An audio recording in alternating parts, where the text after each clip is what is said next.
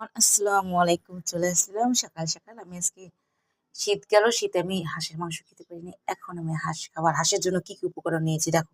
লবণ, মরিচের গুঁড়ো, ধনিয়ার গুঁড়ো, জিরের গুঁড়ো, তারপর আমার ৫ ধরনের মশলা একবারে গুঁড়ো করে নিয়েছি। সেই গুঁড়ো, তেজপাতা, পেঁয়াজ কুচি, যদি আস্তে আস্তে রসুন না খাই তবে কি হবে, হলুদের গুঁড়ি, আর এর ভিতরে রয়েছে লবণ।